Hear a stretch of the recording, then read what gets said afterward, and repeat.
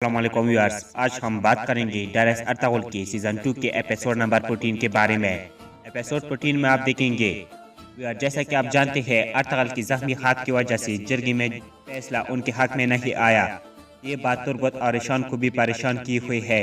ریشان تربت سے کہتا ہے کہ بانس یہاں پر نہیں ہے، اگر وہ یہاں ہوتا تو ہم اس وقت اس کی جنون سے لڑ رہے ہوتے۔ جس پر تربت کہتے ہیں کہ اب تو یہی خواہش ہے کہ ہم بانسی کی طرح جنونی ہو جائے۔ ہمارے ساتھ جو ہوا کہ وجہ یہی ہے کہ ہمیشہ ہم نے دماغ سے سوچا اگر ہم بھی جنونی ہو کر فیصلے کریں تو شاید یہ حال نہ ہوتا۔ اسی دوران ایک سپاہی آتا ہے اور انہیں کہتا ہے کہ آقا تیمور نے آپ دونوں کو بلایا ہے۔ دونوں تیمور کے پاس پہنچتے ہیں تو تیمور انہیں کہتے ہیں کہ اب وقت آ گیا ہے کہ تمہیں بتا دیا جائے کہ تم اپنی خط پار کر رہے ہو۔ تربت اور ریشان تم دونوں ارطغرل کی طرح ضدی ہو، ذرا بھی نہیں جانتے فرمانبرداری کیا ہوتی ہے۔ جس پر ریشان کہتا ہے کیا پریشان نہ ہو، ہم نے اس بارے میں فیصلہ کر دیا ہے، آج کے بعد ہم اس قبیلے کی جنگ باز نہیں رہے۔ اگر ارطغرل بھائی کی سلاری ان سے واپس لے لی گئی ہے تو ہم بھی ان کے آدمی ہیں اور اب ہم جنگ باز نہیں ہیں۔ جب تک وہ اپنی فرائض کی طرف نہیں آتے ہم بھی آپ کے حکم کی تابع نہیں۔ تیمور سے یہ بات برداشت نہیں ہوتی اور وہ کہتا ہے کہ تم ہو کون میرے سامنے ایسے بات کرنے والی۔ وہ سپاہیوں کو حکم دیتا ہے ان دونوں کو زمین پر پٹک دیا جائے۔ اسی دوران گندوق دو بول پڑتے ہیں اور ان سپاہیوں کو روک دیتے ہیں۔ وہ کہتے ہیں کہ میں یہ ہونے نہیں دوں گا، آج کے بعد کوئی بھی مسلمان دوسرے مسلمان پر ہاتھ نہیں اٹھائے گا۔ اس کے بعد وہ تربت اور ریشان سے مخاطب ہو کر کہتے ہیں اب جب تم نے جنگ بازی چھوڑ ہی دی ہے تو اپنے راستے پر جاؤ۔ اس کے بعد تیمور ان سے مخاطب ہو کر کہتا ہے کہ آج کے بعد تم دونوں میرے سامنے نہ آنا۔ جس پر تربت کہتا ہے کہ آپ بھی ہمارے سامنے مت آنا، ورنہ نہ تو ہم آپ پر رحم کریں گے اور نہ ہی ہمارے پیچھے بھیجے گئے کتب پر۔ ویورز، تیمور کو یہ بات کاٹتی تو بہت ہے لیکن گندوق کی وجہ سے وہ کچھ نہیں کر سکتا۔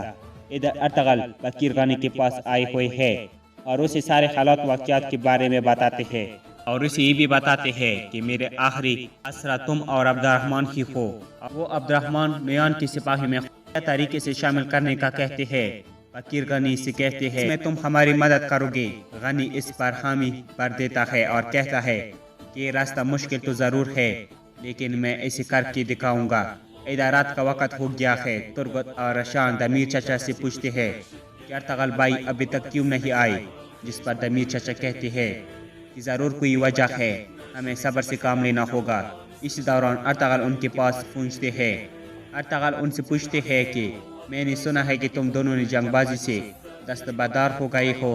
اس پر وہ کہتے ہیں کہ ارطغرل بھائی ہم نے یہ آپ کی اجازت کے بغیر کیا، اس پر ہم آپ سے معافی چاہتے ہیں، لیکن قبیلے والے قبیلے سے نکال دے یا پھانسی دے، ہم ان کو یہ بات بتا کر رہیں گے کہ ہم ارطغرل کے ساتھ ہیں۔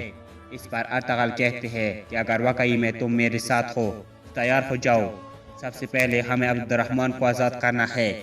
ہمیں کچھ ایسا کرنا ہوگا جسے لگے کہ عبد الرحمن خود بھاگا ہے۔ اس کے بعد وہ دمیر چچا سے کہتے ہیں کہ آپ میرے ہاتھ کے لیے کوئی ایسی چیز بنا دے جو میرے کمزور ہاتھ کو طاقت دے۔ دمیر چچا کہتے ہیں کہ ضرور میں تمہارے لیے وہ چیز تیار کروں گا۔ ویئرز، غدار کوچابس ارطغرل کی یہ باتیں چپ کر سن رہا تھا۔ ارطغرل کو جیسے ہی اس بات کا اندازہ ہوتا ہے وہ چالاکی کے ساتھ آ کر کوچابس کی گردن کو دبوچ لیتے ہیں۔ یہیں پر اس ایپیسوڈ کا اختتام ہوتا ہے۔ ڈیریس ارطغرل کا سیزن 2 کے ایپیسوڈ نمبر 14 کے اوپر ہمارا ریویو۔ اگر آپ کو یہ پسند آئے ہو تو ضرور میرے چینل کو سبسکرائب کریں اور ساتھ ہی بیل آئیکن دبا کر اور پہ کلک کریں، آنے والی ویڈیو کی نوٹیفکیشن آپ سے مس نہ ہو۔